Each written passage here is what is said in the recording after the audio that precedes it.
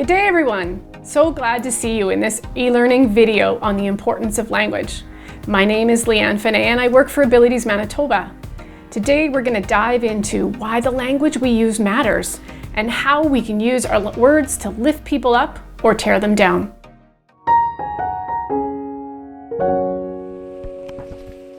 In our video about nurturing relationships, Natalie shared the quote from John O'Brien that says, "The quality of our lives depend upon the quality of our introductions and our invitations." What exactly does this mean? Well, imagine, if you will, that you meet a neighbor on the street while out for a walk with someone you support. You greet this stranger and say, "Hi, I'm Leanne. Nice to meet you." "Oh, this is Eddie. I work with him at his group home." Now let's explore a different way that the introduction might have gone. "Hi, nice to meet you. This is Ed. He's your neighbor, and as you can see, he's an avid Jets fan," as you point to his Jets shirt. "I'm Leanne." Better yet, perhaps you stand back and have Ed introduce himself, if he's comfortable doing that. Can you see the difference? Words matter. The way you talk to and about people you support is really very important. Every day, whether you are aware of it or not, your words translate or interpret people's values. Others take their cue from you. If you use devaluing or stigmatizing language, not only do they go away believing that that's okay, but it also reinforces or creates a negative opinion of that person, or perhaps even anyone who has a disability. You can enhance people or you can devalue. Words give or take away power. Okay, let's go back to our neighbor on the street. The first introduction serves to set Ed apart or to other him as someone who lives in a group home. It focuses on you as the support worker and your role and provides really no information from which a natural conversation is likely to evolve. Also, unless Eddie is Ed's preferred name that he has expressly asked you to introduce him as, childlike nicknames only serve to reinforce negative stereotypes. The second introduction puts Ed in the forefront and identifies areas of common interest. The passerby now knows that Ed is their neighbor and a hockey fan, which provides a topic for future conversation. The information provided identifies Ed as someone who is more like his neighbor than he is different, and makes it more likely that a relationship would develop. All right, hopefully that example helps illustrate the importance. Now let's dive into a very brief overview of some of the things to consider when choosing your words. The language we use is evolving, and thank goodness for that. What was thought to be respectful language 20 to 30 years ago is language we might gasp at today. And yet, even today, we say things that may need some rethinking. For the longest time, we've been encouraged to use person-first language as a respectful way to describe people. This puts the word person first before any reference to disability is made, and acknowledges that human beings who have disabilities are in fact people first. For example, you might say person with Down syndrome or person with cerebral palsy. The logic here is that disability is something a person has rather than who they are. So by separating any mention of disability from the person and putting it second, you're showing that you respect the personhood of someone with a disability. Seems straightforward, right? But wait. More recently, we are discovering that perhaps not everyone who lives with a disability wants to be identified in this way. Rather, they may want identity-first language, which puts their disability first in their descriptor. This is all about acknowledging that disability is part of what makes a person who they are. So we might say disabled person, blind person, autistic people. In this case, disability isn't just a description or a diagnosis. It's an identity that connects people to a shared community, culture, and history. For example, people in the autistic community often indicate that being autistic is part of their personality, their culture, and is inseparable from who they are. Thus, they embrace and prefer the label of autistic rather than a person with autism. We're also seeing that just as in the LGBTQ community, they took back certain words that previously may have been meant as insults. People with disabilities, too, are choosing to use words that may be perceived as provocative or insulting. For example, disability awareness consultant Drew Gerza, he refers to himself as a queer cripple. We could spend quite a bit of time talking about the difference between person-first and identity-first language, but the important thing to remember is we need to seek to understand how the person prefers to describe themselves and take our lead from them. So ask the person what their preferences are, including their name, their personal pronouns. Do they like people first or identity first language, and their communication styles?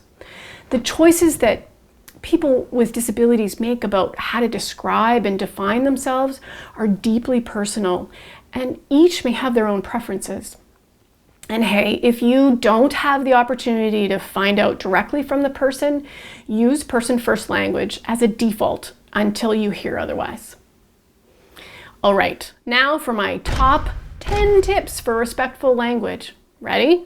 All right, number 1, use strength-based, supportive, and image-enhancing language when describing what you do.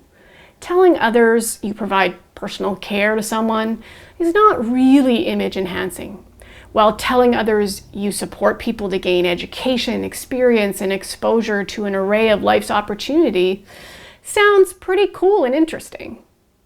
Number 2, remember, you don't own people. I often hear folks talk about people they work with as my guys or my clients, or describe their workplace as my home.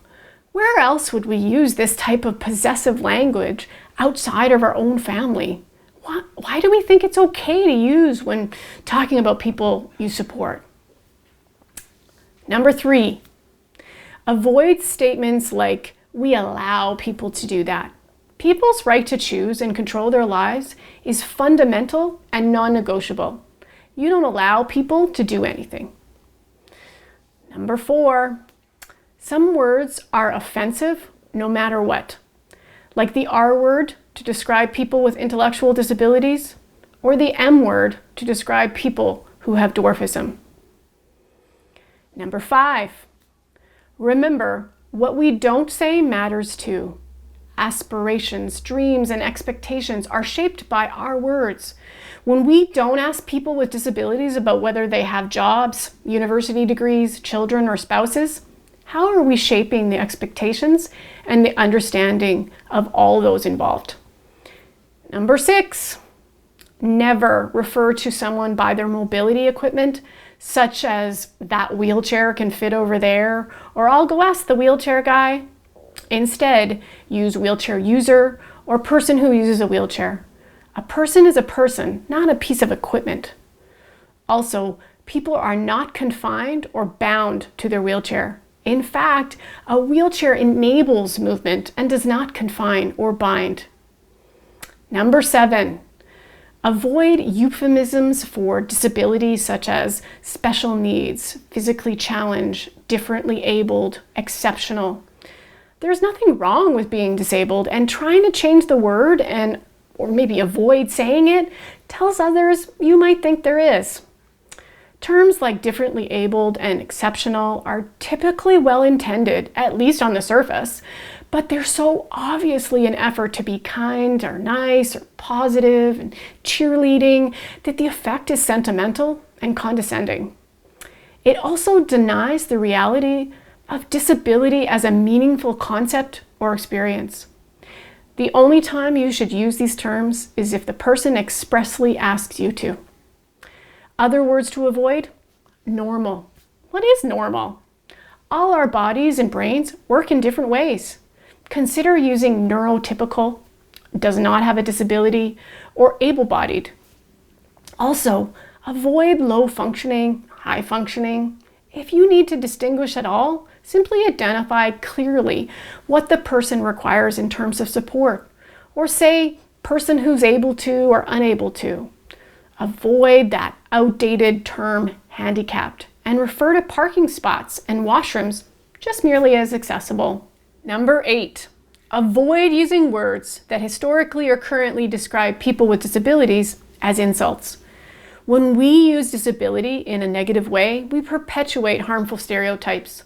So using words like insane, crazy, lame, idiot, gimp, spaz to put down others devalues people with disabilities as well.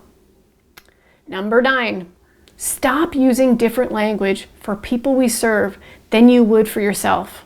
Examples? We say people go on outings, they spend time in program, they elope or go AWOL, or they're non-compliant. These are all words that we would never use to describe identical activities or responses if we were referring to ourselves. When we use these words, it's another way we set people apart or other them. And what about using the word individual or participant? I hear those words often to describe people who are receiving organizational supports. My recommendation is that you label staff and family and everyone else if you must distinguish for clarity. But unless you're indeed talking about someone's individuality or participation in an event, using these words to only refer to people with disabilities is simply creating another devalued label and again sets them apart. And my final language tip, number 10, describing a person with a disability as courageous or special or an inspiration because they've overcome their disability implies that it is unusual for people with disabilities to have skills and talents and to contribute to society.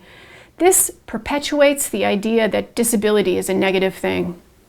All right, so many of these words are embedded in our language, and so it takes really active practice and conscious effort to break away from using them.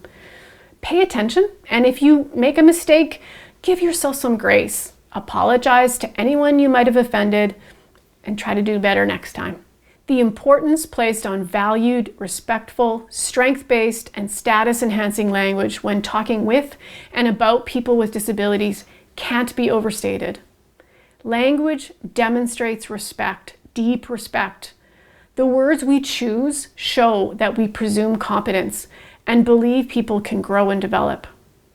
Mark Twain once said, "The difference between the almost right word and the right word is a large matter. 'Tis the difference between the lightning bug and lightning." So as I leave you today, I ask that you take a few minutes to reflect and evaluate your word choices and language. What can you do differently tomorrow that will build people up and translates your deep respect and appreciation for their contribution? Thanks for listening and take good care.